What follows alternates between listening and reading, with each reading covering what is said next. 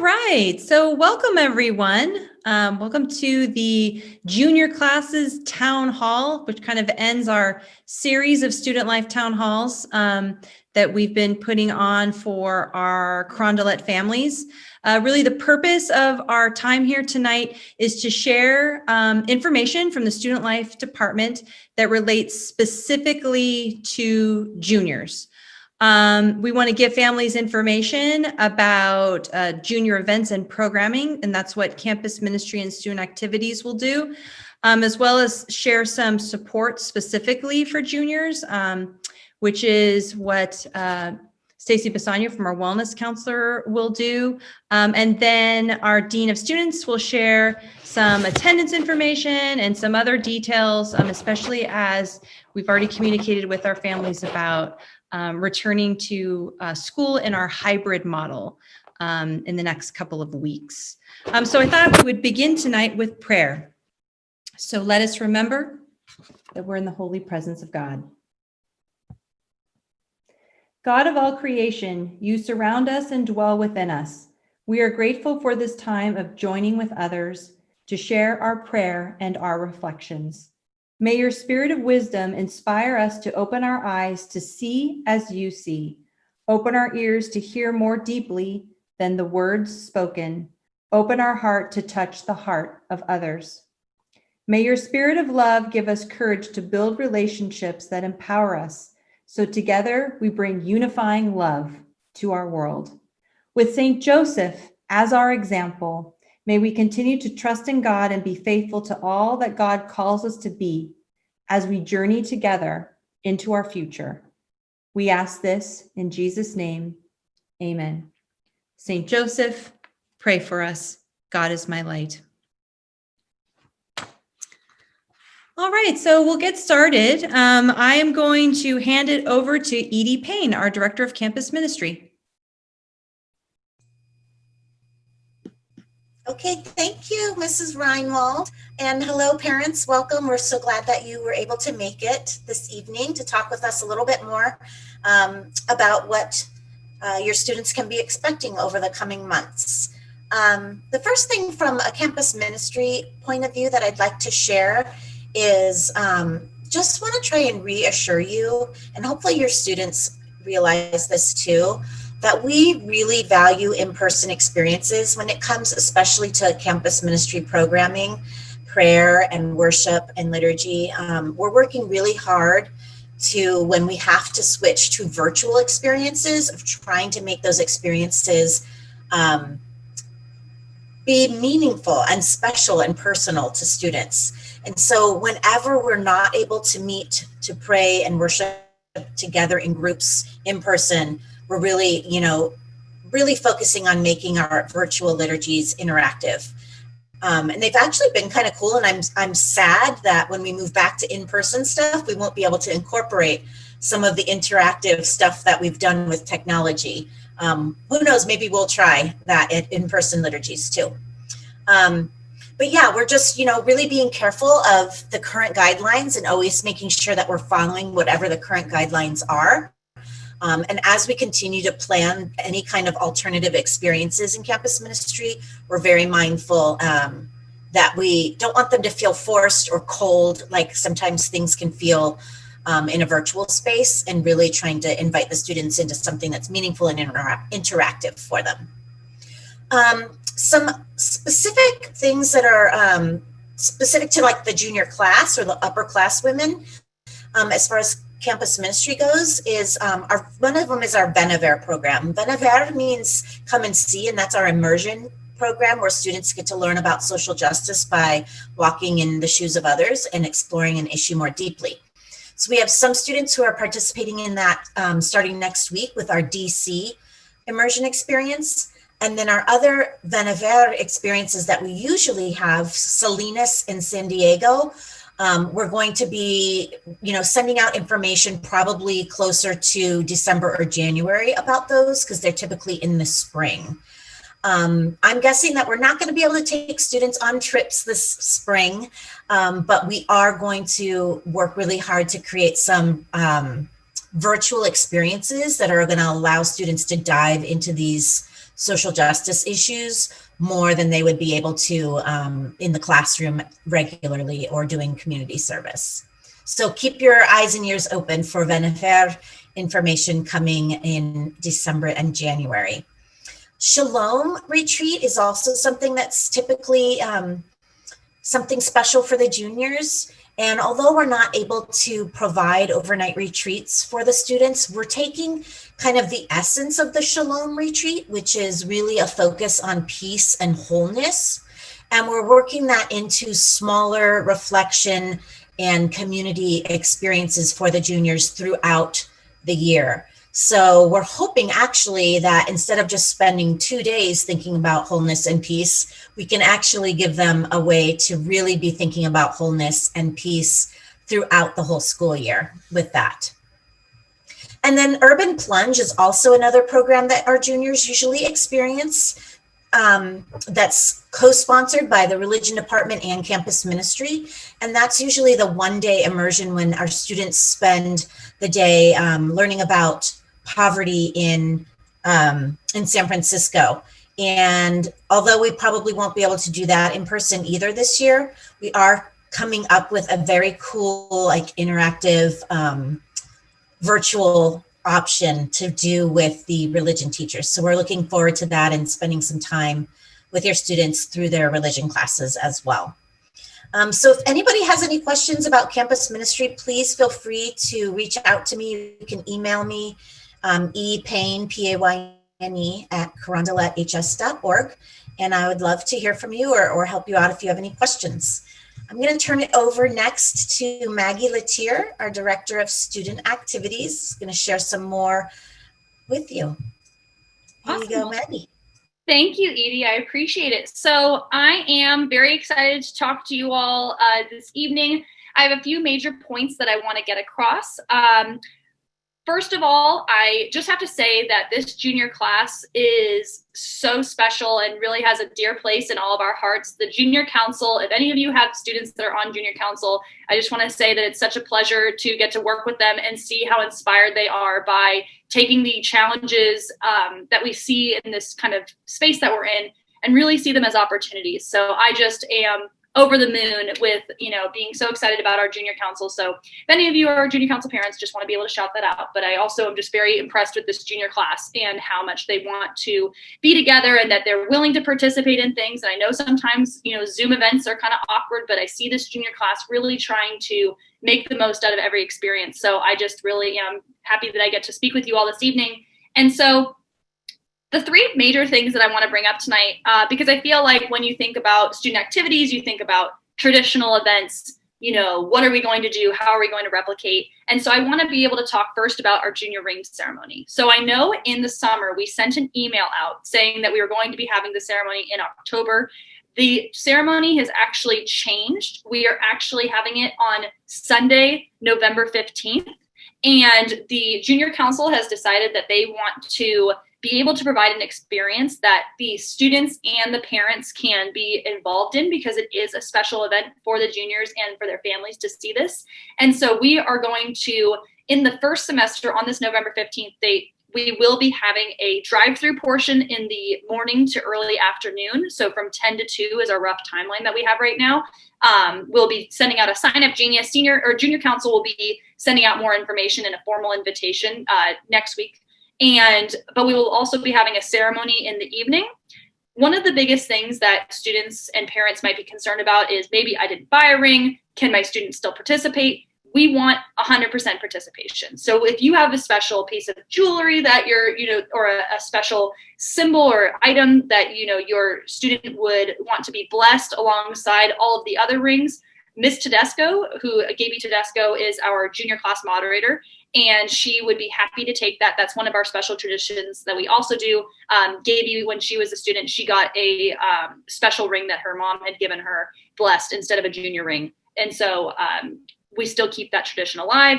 And so we will be sending more information about that next week, but we really wanted to make sure that we do something in the fall semester. And then our hope is that we could do something in person and to really celebrate the rings either in the class spotlight in December or to do something in spring semester as well. The next question that I get often is about Power Puff. That's a really awesome tradition that we have at Carondelet that, we've done for years and years and years. And one of the big things that students have asked is it canceled? And so currently in our state of how we have athletic cohorts, we still can't have shared equipment. And so one of the things that we're waiting for is for those restrictions to kind of come out and see how that works. Because if we're allowed to have shared equipment cohorts, then maybe we can pursue an event in the spring. So that is my hope, is that, we want to be able to monitor what's going on and be able to have this event in the spring if we are able to. But know that it is still on top of mind. We have not forgotten about it. The biggest thing that I want to, if you get anything from what I talk about tonight, regardless of the events I talk about, is that we're trying to do as much and beyond of what the expectations are. And lastly is junior prom. This is probably the event that I get the most questions about from students and families alike. And so typically how we run junior prom and senior ball is we take turns with De La Salle. So last year was a Carondelet year where we ran the prom and the ball, and then this year is a De La Salle year for a prom and a ball. But what we've decided is we kind of had a choice, and some of the vendors were reaching out to us saying, you can either get your money back or you can stay in, and we'll see this through to the end before, we don't want to cancel it. So what we've done is we've split the deposit with prom and ball, because we would rather lose money than not try our hardest to be able to have this event. I know how special my junior prom was. I went with my fiance that I have now, so it is something that I hold very, very dear in my heart. And so I want to make sure that you all know that we are working toward things. We are trying to make sure that we're putting our money where our mouth is, and that we're really committed to providing the juniors with the best possible experience. And so if you have any questions about Power Puff, junior prom, or the junior ring ceremony, please feel free to use the Q&A function. But otherwise, I'm going to pass it off to a fellow alumni, Caitlin Main, who is going to talk to you about lots of awesome stuff. Thanks, Maggie. Good evening, everyone. I'm Caitlin Main, your daughter's Dean of Students. And the dean's role is really to promote a positive school culture, ensure school safety, and to serve as a resource for students and families. And I work really closely with our beloved attendance officer, Melissa Mimari. And I want to mention tonight that we've been working around the clock to prepare for our return to campus at the end of the month. And I know I can speak for everyone when I say we really look forward to seeing students on campus.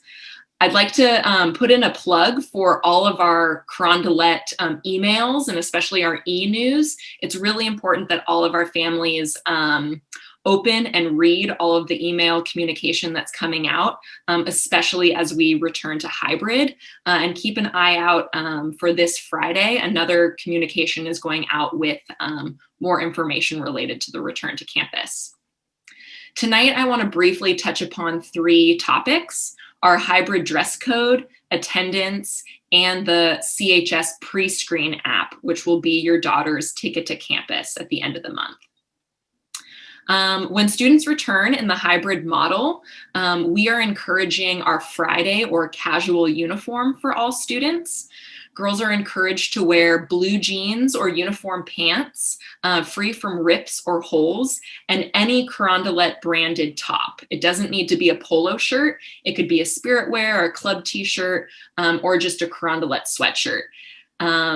Students are also welcome to wear the typical Carondelet uniform, but I have a feeling that all of our girls are going to prefer the more casual option. After my little blurb right here, I'll drop a link in the chat with more information on our uniform code if you'd like to take a look. I also want to mention that we're really trying to celebrate the senior class with a special senior privilege this year. The class of 2021 will be allowed to wear black leggings, and we really want to keep this a special senior perk. So please, if your 11th grade student leaves the house in the morning wearing leggings, please note that that's a senior only privilege, and we really want to make it special for the class of 2021. In terms of attendance, Attendance really provides us with important student data. Being marked present tells us that a student is safe, healthy, engaging with her peers and her teacher, and establishing an important routine. And this was critical during our virtual learning, but it's also important in hybrid. And know that with just 2 class meetings per week, attendance is more important than ever. And missing class really means missing out on important content. And we really want to partner with you as families to ensure that our students are coming to class on time and as much as possible. If your daughter is going to be absent, please communicate with Miss Melissa in the attendance office as soon as possible. Email is her preferred mode of communication, but you can also call the attendance hotline. And this really needs to be done by a parent or guardian. We encourage students to reach out to their teachers additionally, but in order to excuse the absence in PowerSchool, we really need the parent or guardian to call in the absence. And then last but not least, our CHS pre-screen app will be your daughter's ticket to campus at the end of the month.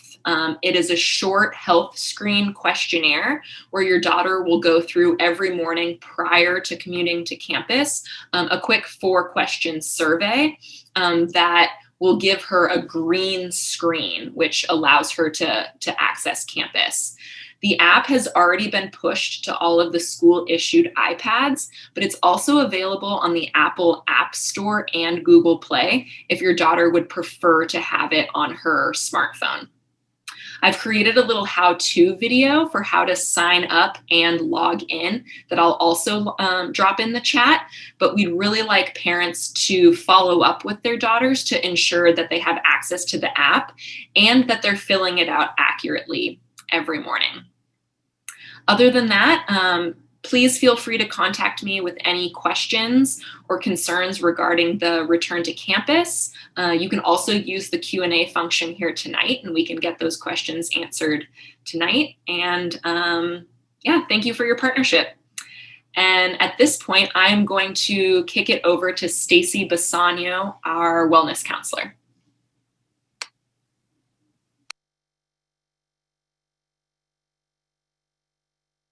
Would help to unmute myself first. Apologies. Good evening, everybody. I'm Stacy Basagno, one of the wellness counselors, along with Sarah Alpert, my colleague. And the 2 of us are available at school for the girls to provide social emotional support, counseling. We get to work with the girls individually in groups, go into the classrooms, which we love, to do some wellness programming. And we also want you to know that we are available to you as well, to parents and families, as a support and a source of referral for outside therapy, community health agencies, and that kind of thing. So along with everybody else, just want to take a moment to acknowledge our juniors. They're amazing, and really that this year, junior year, being a time of increased independence, as well as in a lot of cases, some increased challenge in academic rigor. And, you know, the fact that many of them are starting to experience some increased independence, maybe getting their driver's licenses and moving around and kind of doing their own thing a little bit more. And also realizing that college is starting to be on the forefront much more this year. And so it's a year of a lot of excitement and new things for them. And also a year of some challenge and some pressure. So just being mindful of both of those things, and also wanting to acknowledge that this is especially the case this year, because we're dealing with so much change, you know, and challenge in general.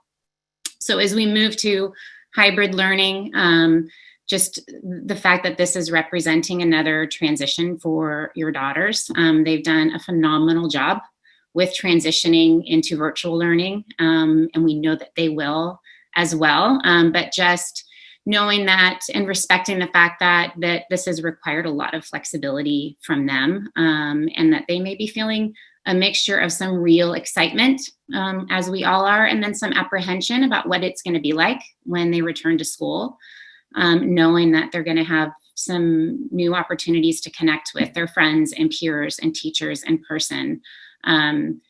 and also that it's going to look a little bit different as we're taking into account masks and social distancing and how that might feel for them. So just in some ways acknowledging it's going to be a little bit of a reset for them and will require some patience of themselves and us as we're working with them. So again, just stopping to make sure that we're listening to them and knowing they're going to have different feelings, some of the real warm, fuzzy ones, as well as some of the ones that are more challenging, and just to be that ear to listen to them, acknowledging that change, even when it's a good, positive change, can be difficult, and to be patient with themselves, and just keeping that communication open with them around concerns that they might have, making sure they're aware of school procedures, helping them kind of focus too on what's in their control in terms of keeping themselves safe and happy and balanced. What are some things that they can do, as well as keeping their peers and friends safe? And then taking some time now to really talk about their routines. They've done a great job in developing routines around remote learning. A lot of those skills they're going to be able to translate and incorporate when we return, but just realizing that there's going to require some shifting. And so kind of looking at routines around bedtime and eating and exercise and study, and helping them kind of start to think some of that through and plan. So again, just wanting to let you all know that both Sarah and I are here. And if you do have any concerns about your daughter's well-being or social emotional health, please don't hesitate to reach out to either one of us. We're here to provide support and to talk things through, and are also available to reach out to your daughters. One last thing, we'll be posting an announcements probably in the e-newsletter sometime soon, some small discussion groups for parents around just supporting your daughters throughout the school year. So keep an eye out for those. And I'm going to pass it back to Jen Reinwald. All right, thank you. Okay, and I actually have a couple of other things that I wanted to just share at the end here, and then kind of open it up to the Q&A. One thing that I wanted to share is hopefully you received an email today. I'm just reminding you that next Wednesday we have COVID testing that's free for students on campus. And the email that was sent to you today has a link to where you sign up to get that appointment. And then basically your daughter can come to campus during their appointment time, get their free COVID test, and have the results back actually pretty quickly. So just wanted to remind you of that. If you haven't had a chance to sign up, it would be a great time to sign up to take advantage of that opportunity. Then the other thing I wanted to mention too is that as Stacy Basagno said, academics oftentimes in the junior year, juniors notice a little bit more of an uptick in rigor with their classes. APs often start in the junior year, advanced and other advanced courses. So now is definitely a perfect time to encourage your students to reach out to their teachers. It's going to be navigating that a little bit again as we return to the hybrid model about how best to do that, but encouraging them to talk with their teachers. And then just also, we do have an academic and learning support department with Marilee Silvera as the director, and then two wonderful case managers, Darren McKay and Samantha Martinez, who work really tirelessly with all of our students, especially the ones that may be struggling a little bit. And they have some well-defined support systems like our Power Pack system to just provide students a little extra space to do some work and have some support of a peer tutor or of a teacher, as well as other supports that they can offer around study skills. And so reaching out to Marilee Silvera, should you have any questions about that, would be a good place to start if you have any specific concerns that way. So at this time, I think I'll open up the Q&A. I see that there's one in there. There is a question about the shuttle to take students to the CAC for the afternoon athletic cohorts.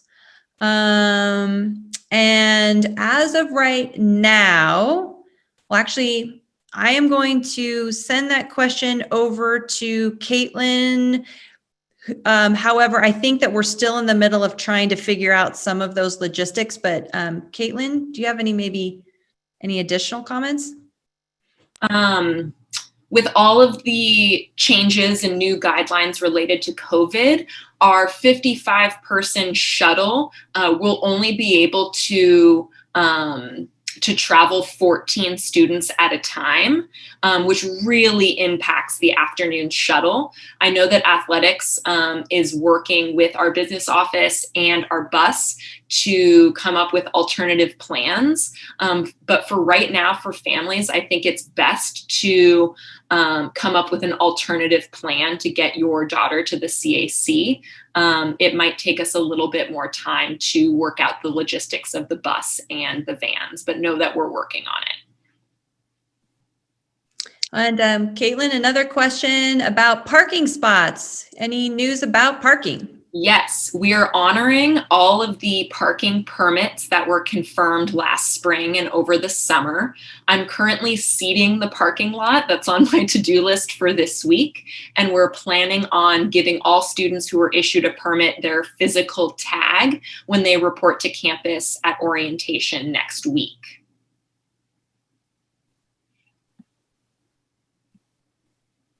All right.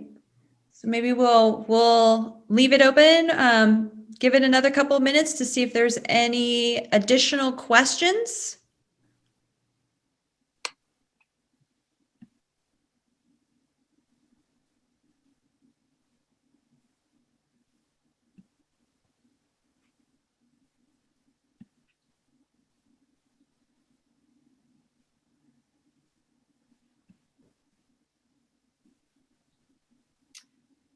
Is there a wait list for parking? Yes, I believe there is a wait list for parking. And if a student is interested in getting on that wait list, maybe someone has just received a parking permit or has a driving test scheduled and wants to get on that wait list, what they need to do is email Miss Main, and she will communicate with that student about the wait list. And then we have a question, will there be an orientation later in the year for students not returning this month, but who may return to the hybrid model later in the year? So I'll speak to that a little bit, and then maybe Caitlin, you can jump in. Right now, we're focusing on orientation for the students that are returning in our hybrid model. Having said that, we know that students may be able to come back to campus or may make that decision, change their mind, next semester or later on in the year. And the thought is that we would need to do some orientation with those students. It would not follow the program that we're developing right now, because right now we're really orienting the bulk of our students.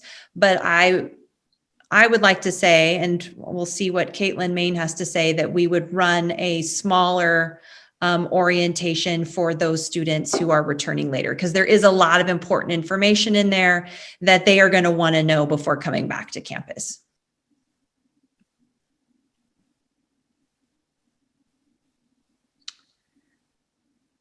I've got another license question. My student will get her license next month. Will she be able to get a parking spot? So are we putting people on wait list right now still, or? So our lot is currently full.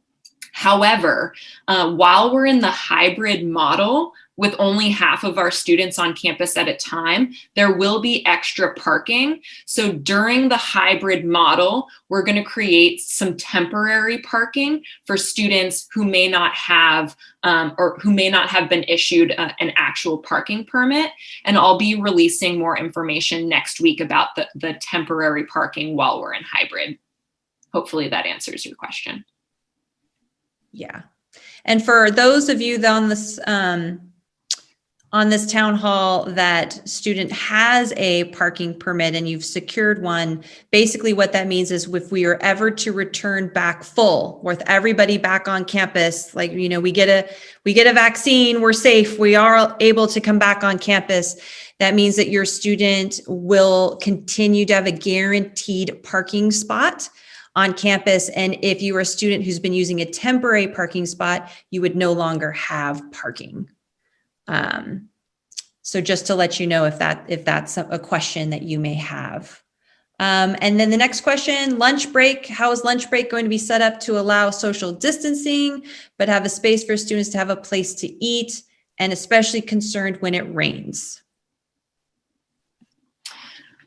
So right now, students are allowed to eat. We're encouraging students to eat outdoors. We have second floor balcony space. We have areas in the AMP and all around the outdoor areas of our innovation center.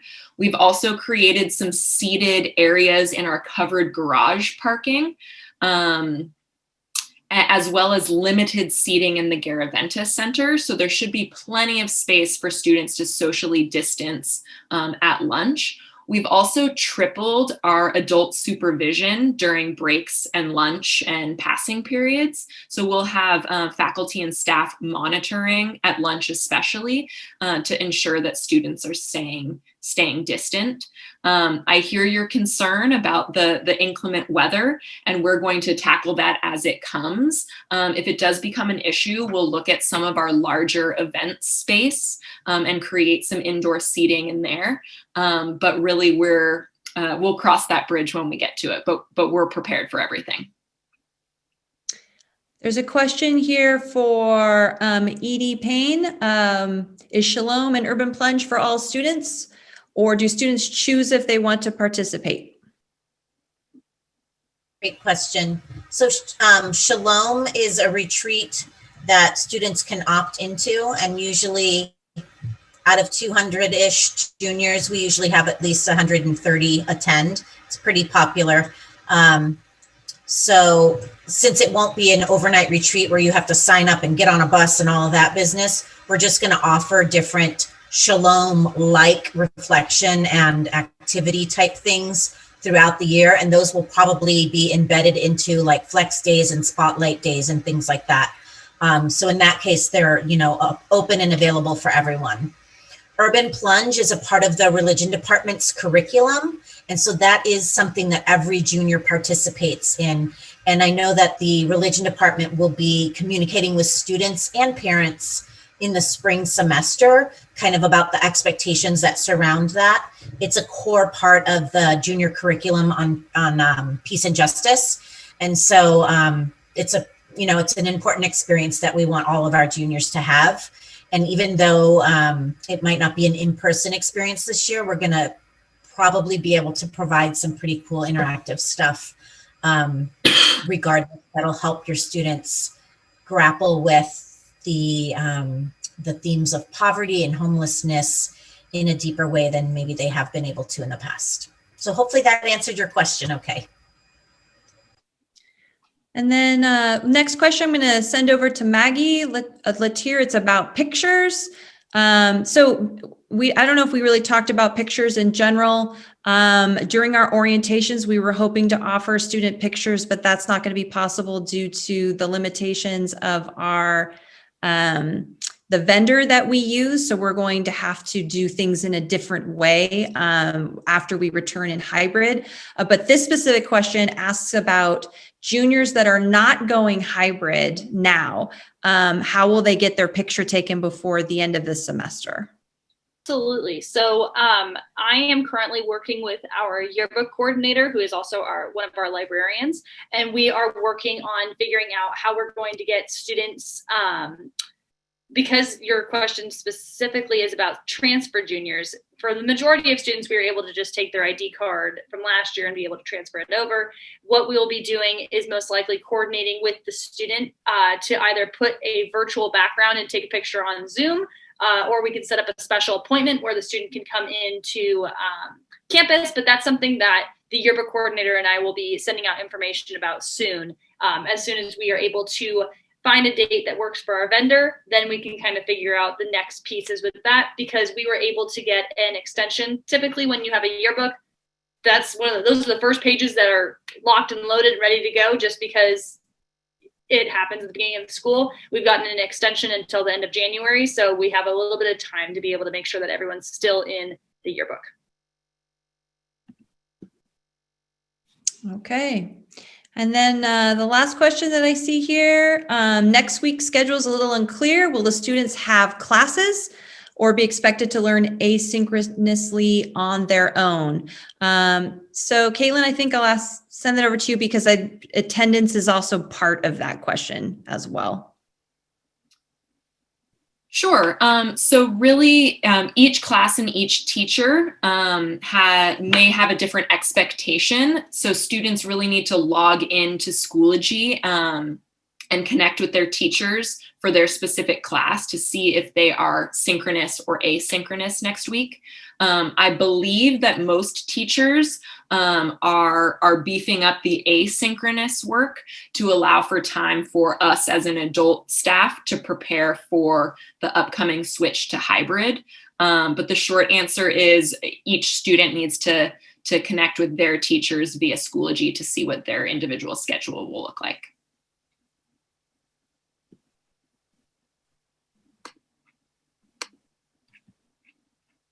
Okay, are there any last questions?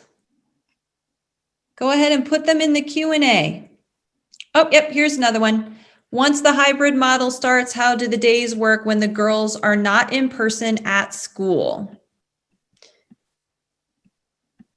So essentially when, and then Caitlin, again, you can jump in if I'm not doing a great job here, but essentially, when we're in a hybrid model, if your student is coming back hybrid, let's say that you're the beginning of the alphabet. So your student will be coming and attending her classes live on campus on Monday and Tuesday. If it is a junior spotlight flex Wednesday, that means they will also come in on the morning on Wednesday for special junior spotlight community building programming. If not, they will be home on Wednesday having a regular flex day, just like they've been used to since the beginning of school. Then on Thursday and Friday, they will be at home and basically be attending their classes just like they have been this whole time, following the class schedule. Like distance learning, if that makes sense. So essentially 2 days, meeting with every single one of their classes, Monday and Tuesday in person, and then basically meeting with every one of their classes through distance learning on Thursday and Friday. And then vice versa. If you are at the end of the alphabet, you're doing the distance learning schedule on Monday and Tuesday, flex Wednesday, depending on what we're doing. You're either at home for a flex day or at school for a junior spotlight, and then you're in person on Thursday and Friday. And our schedules, our periods match on both of those days. I think you covered it, Jen. But I can speak to the next question around the question is there going to be a grace period in the morning if a student is running late? Speaking to sort of the transition to hybrid, certainly coming to campus, being there by a certain time is going to be a change for all of us. I personally am also thinking about, being to campus by a certain time. That's going to be a change for me and my family too. We're going to try to be as flexible as possible. The safety of our students and our staff is our top priority. So we're really trying to limit the amount of time people are gathered on campus. That's why we're suggesting that students not plan to arrive before 7:45 a.m. And then at the end of the day, we're really encouraging students to leave immediately after their last class, unless they have a pre-scheduled extracurricular program or a prearranged meeting with the teacher. That being said, we do offer what we call Power Pack. It's sort of a beefed up version of a study hall during zero periods and immediately after school. So if your daughter needs to stay on campus for a bit, she could enroll in Power Pack. If you and your family have an extenuating circumstance, please connect with me and we can arrange something. But generally speaking, we would like all students off campus immediately after their last class. And then the next question, do students who are staying home have to go to spotlights in person? No. If you are, if your family and your student have elected to stay home and not come in for our hybrid model, you do not need to come in to attend your particular class's spotlight. We are planning on running our spotlights in a hybrid model, which actually kind of speaks to the next question as well, which I'll get to in a minute, in the sense that we will have things that we are using Zoom to stream for our students that are at home, attending at home, as well as any small group activities and things like that. We will have an option for our distanced students on spotlights. So if you are a family that has extenuating circumstances or reasons for not wanting your student to come in right now in our hybrid model, we will accommodate that and have our spotlight programming available for our distanced students. Which sort of speaks to the next question, which is basically asking about how hybrid will work with classes. Will students at home be sort of live streamed in synchronously with students in the classroom? That's going to really sort of depend on what happens within the classes, and it might actually vary from day to day depending on where a teacher is in curriculum. Every class should have some moment of like a connection with a teacher. So when your student is at home in distance learning, whether they're in the hybrid model and they're at their at-home days, or they are staying distance this whole time, in each one of those classes, they're going to have chances to connect with their teacher and students in the class, whether that's on Zoom, whether that's through a shared Google Doc, whether that's through some online discussion or something of that nature. But it's not necessarily always going to be a situation where for the 80 minutes, will be locked into a Zoom and be experiencing exactly what the students in class are going to experience. So that's really going to kind of vary from discipline to discipline, teacher to teacher, and even in the same teacher in the same class, from class to class, depending on the curriculum and what's, the objective for that lesson and for that unit.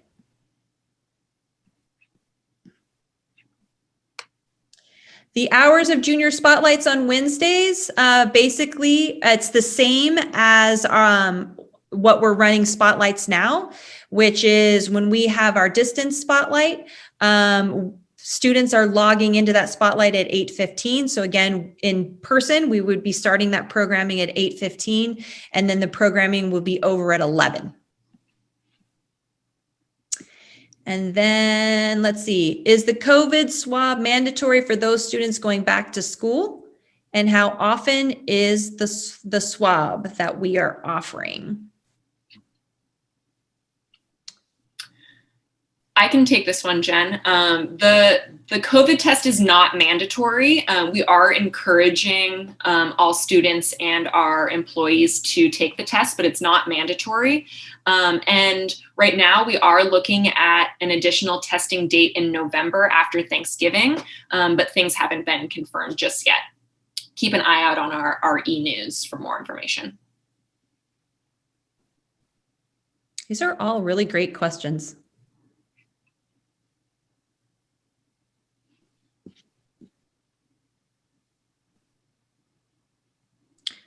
All right, so I believe that was kind of our last question.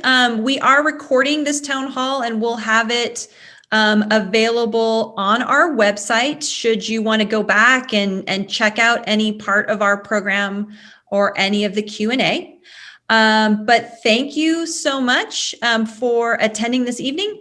And again, you can reach out to any of us if you need clarification on anything we spoke about tonight. But have a good evening and enjoy the rest of your night with your family.